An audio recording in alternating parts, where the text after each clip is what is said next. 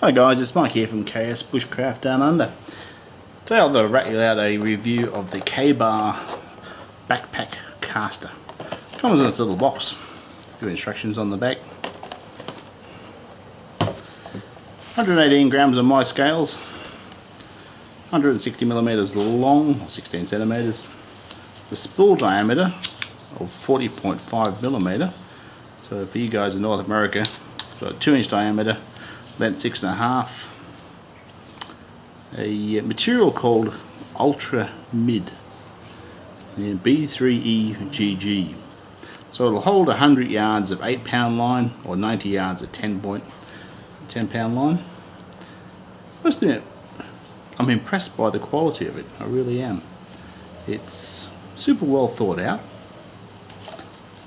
Hollow handled. It's also hollow in here, which allows me a bit more length to get something like this long float in, which is cool. You guys that follow my videos know that I normally use a little Hobo reel like this one. So it's better. Well, if you're not to use this clip, you could probably save yourself half an ounce and just use an elastic hairband. But we'll see how that plays out. It's not fully threaded. It's got the 2 lugs on the inside and the threads on here. It does have an O-ring seal here, so I'm expecting it to be reasonably watertight. I'm expecting it to float quite well. Has a lanyard hole at the bottom. It's printed KA-BAR, all these New York. Now it says it's made in the USA, and the KA-BAR logo. So I think it's pretty good. So I'm going to load this one up with some tackle. I'm going to put a nice lanyard on here, maybe something nice and bright, because it's easy enough to lose this in the bush, and I want to be able to put my wrist through my wrist so I can cast away with it. And if there's a downsize, I can feel the joint of the cast. There it's quite rough, so I might give this some wet and dry. And you can also feel it to a lesser extent on the joint of the handle, but much less so than the spool. And at the base here, it's probably the worst of the fit. It's quite rough there, so I may just give it a bit buff over, but it's certainly, to my man pulls, not a problem. Yeah. Anyway guys, I think this will be a good little project. I'll see you back shortly. Okay guys, I've tied the old Scout lanyard knot in here. I've also put a clip on it so I can adjust it for various wrist sizes. Those little kids like throwing things in the water. I ran some light wet and dry over the spool lip and the base of the handle. I didn't worry about the handle itself. It's good enough for me. So that's taken those rough edges, especially on the casting lip. So I'll get some line. I may whip the handle, I may not. See how it takes me, and I'll catch you back next time. Well guys, I've got some really good platypus line here, made in Australia. So this is 12 pound, that is 0.011 inches, which is there's a diameter they rate for 8-pound line, but this is 12, and it's nice and soft. So I measured the distance around the spool using a bit of paracord, and it's 14 centimeters. So it's 7 turns to a meter. Now they recommend 100 yards, which is 91 meters. So that's going to be roughly 300 turns for 50 meters. So 650. That's a lot of turns. An Olympic swimming pool is 50 meters. I mean, it's great to have additional line as you use it up, so you don't have to top shot. But I'm debating whether to. I've got some braid. Now you cannot use braid on hand lines; it'll cut you to the bone. So maybe I'll put a base of this in, and then put some mono on top. Oh, I've got this, and this is great for survival. This stuff, it's brilliant. I don't know its poundage. Unfortunately, the sticker's dropped off, and I can't find it. Anyway, I'll give that some thought. So it's a lot of turns to get that line on there. Okay guys, so I put about 120 turns of the braided line on. So I've done a joiner knot there. So now I'll add the mono on top, and I think it's a good result. That way I have that cord there underneath, and I'll see how much mono I can get on top.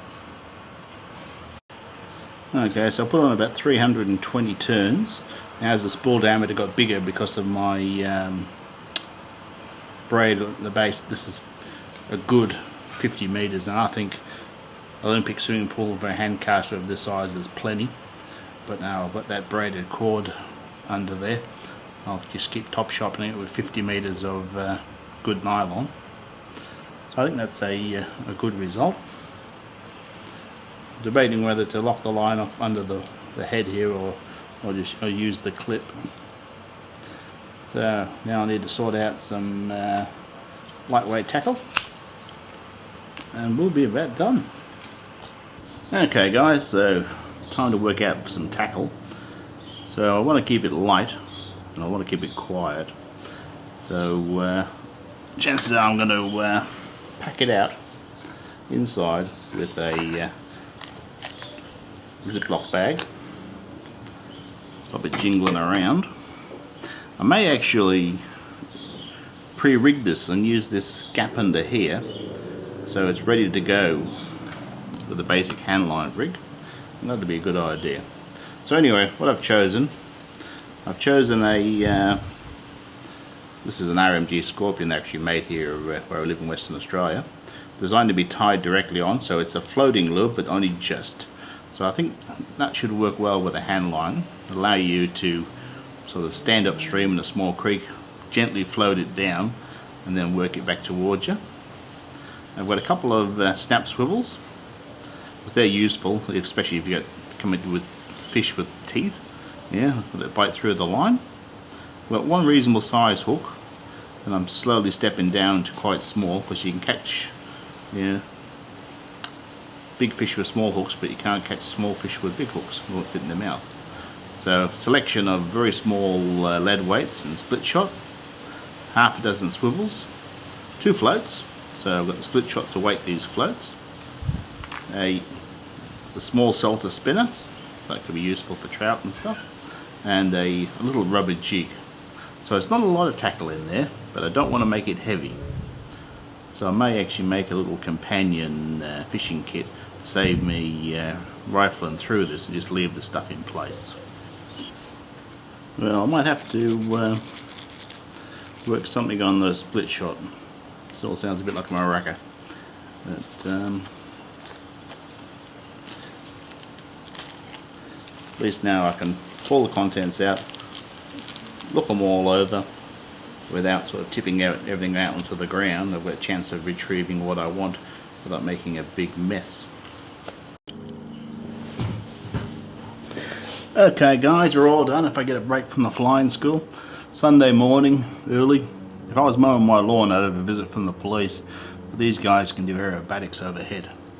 So I've made a mini spool to go inside, because I normally use fluorocarbon leader when I'm fishing.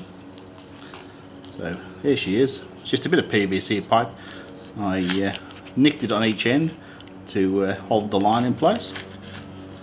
So that makes good use of that space above. I pre-rigged it with a simple rig, so I'm all ready to go. Hook's tucked under this clip. Anyway guys, if you like this stuff, let me know. If you like subscribing, it helps me out immensely, and we'll catch you next time.